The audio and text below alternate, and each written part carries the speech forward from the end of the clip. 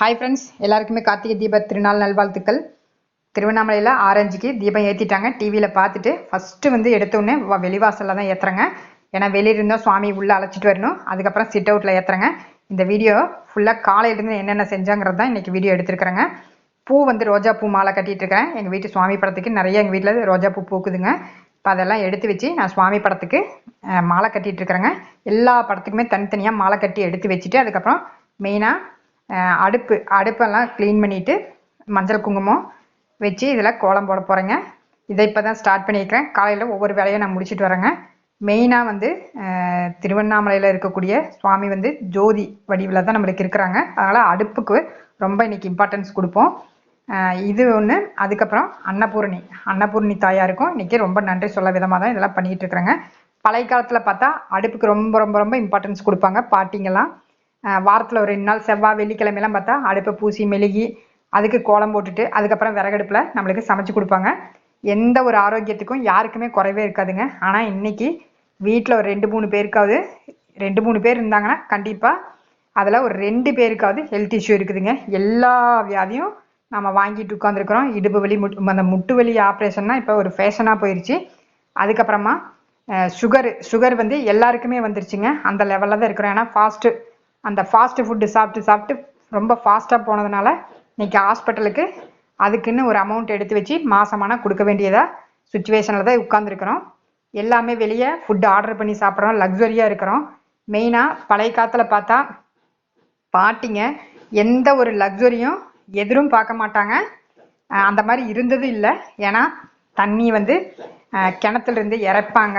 அதுக்கப்புறம் பாத்திரம் வந்து கீழே உட்காந்து தான் தேய்ப்பாங்க. துணி நல்லா குடிஞ்சி துவைப்பாங்க. கையில் மெயினாக ஆட்டுவாங்க. இப்போ ஆட்டுறது இப்போ எல்லாருக்குமே ஷோல்டர் பெயின் வருதுங்க. ஆனால் அந்த காலத்தில் அதெல்லாம் என்னன்னு கேட்பாங்க. ஏன்னா எல்லாமே அவங்க கை வேலை உடம்புக்கெல்லாம் நிறைய வேலை கொடுத்துட்டு இருந்தாங்க. இன்றைக்கி ஃபுல்லாக வெயிட்டை ஏற்றிட்டு உட்காந்துருக்குறோம். அதனால தான் மெயினாக அந்த முட்டி வலி வந்து ஆப்ரேஷன் ஒரு ட்ரெண்டிங்கில் போயிட்டு இருக்குதுங்க இன்றைக்கி. ஏன்னா எந்த ஒரு ஒர்க்கும் நம்ம ஜாஸ்தி பாடி கொடுக்குறதுல எல்லாமே வீட்டுக்கு ஆள் வச்சு பண்ணிட்டு வேலையெல்லாம் செய்ய முடியாமல் எல்லார் வீட்லேயுமே ஆள் வச்சு பண்ணிட்டு இருக்கிறாங்க. எல்லா வியாதியும் வாங்கிட்டு உட்காந்துருக்குறோம். பழைய காலத்தில் நம்ம வெளியே அந்த விறகடுப்பில் சமைச்சு சாப்பிட்றதுலையோ இல்லை எல்லா வித ஃபுட்டும் தான் சாப்பிடுவோம். எங்கே தண்ணி குடித்தாலும் எந்த ஒரு இன்ஃபெக்ஷன் ஆகாது, எந்த ஒரு வியாதியும் வராது, எல்லாமே சாப்பிடுவோம். ஆனால் இன்றைக்கி பார்த்து சாப்பிட்றோம். ஆனால் அத்தனை வியாதியும் வாங்கிட்டு உட்காந்துருக்குறோங்க. ஏன்னா அந்தளவுக்கு ஆரோக்கியத்தை நாம் கடைப்பிடிச்சிட்டு வரோம். மெயினாக இந்த ஜென்ரேஷனில் ஓரளவுக்கு அடுப்புக்கு வேலை கொடுத்துட்டு வரோம். இன்னொரு 10-15 வருஷத்துக்குள்ளே போயிட்டா அடுப்புக்கு இம்பார்ட்டன்ஸே இருக்காதுங்க. மெயினாக எல்லாம் ஃபுட்டு வந்து வெளியே ஆர்டர் பண்ணி சாப்பிடக்கூடிய சுச்சுவேஷன் தான். எல்லாம் படித்து முடிச்சுட்டு அப்படியே வேலைக்கு போயிடுறாங்க. அவங்களுக்கு டைம் இருக்கிறது. ஏன்னா மெயினாக ஹெல்த்து தான் ரொம்ப ரொம்ப இம்பார்ட்டன்ஸு. அதை விட்டுட்டு எல்லா வேலையும் நம்ம பார்ப்போம்.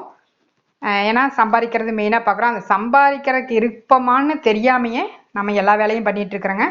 சம்பாதிக்கிறது மட்டும் மெயினாக நினச்சிக்கிட்டு இருக்கிறோம். அதை அனுபவிக்கக்கூடிய டைம் இருக்குதானா கண்டிப்பாக அது வந்து கேள்விக்குறியாக தான் இருக்குங்க. ஏன்னா எல்லாமே சம்பாரித்து டைம் இருக்கிறதில்ல வெளியே வாங்கி சாப்பிட்டுக்கிறோம்.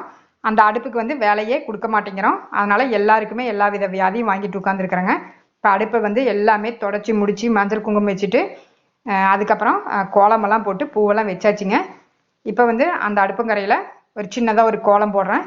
மெயினாக கோலம் போடுறதெல்லாம் பழைய காலத்தில் எங்களுக்கு கம்பல்சரி நம்ம பண்ணணும். அதாவது பூ கட்டுற வேலை இந்த மாதிரி கோலம் போடுறதுலேருந்து எல்லாமே பழகி, அதாவது ஒரு கை வேலை பழகுவோம். இப்போ எல்லாம் அது வந்து நேரமே இருக்கிறதில்ல. ஏன்னா எல்லாருமே நம்ம படிக்க புஷ் பண்ணி எல்லாம் படித்து முடித்து அப்படியே நம்ம வேலைக்கு அனுப்பிச்சி விட்டுறோம்.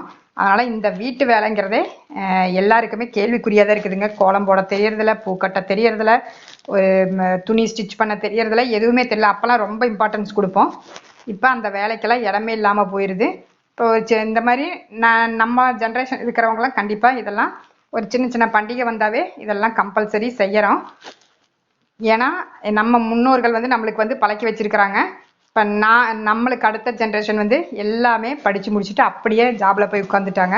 அதனால் அவங்களுக்கெல்லாம் இதெல்லாம் வந்து எட்டாக்கனியாக தான் இருக்குது.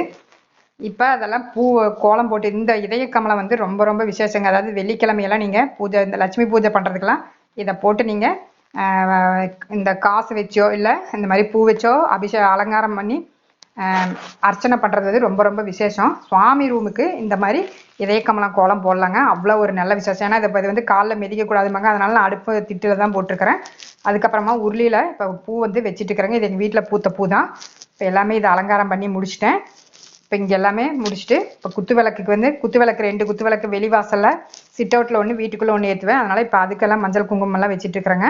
இப்போ இதுக்கு வந்து மாலைக்கு சில டைம் வந்து மாலை கட்டியும் போடலாம், பூ வந்து கரெக்டாக கட்டி போடுவேன்.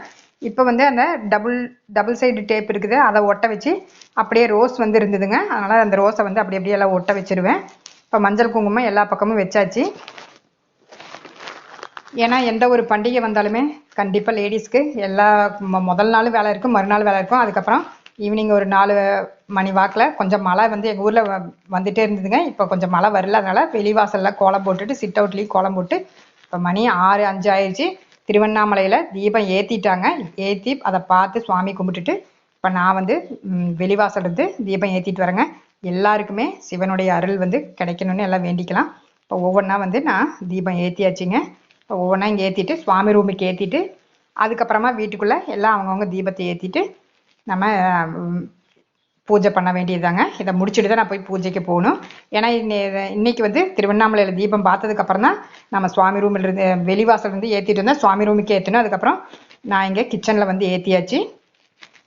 இப்போ எங்கள் வீட்டில் தீப திருநாள் இப்படி தான் போச்சுங்க. அதுக்கப்புறம் பிரசாதமெல்லாம் பண்ணியும் வச்சாச்சு. அதை வந்து வீடியோ எடுக்க முடியல.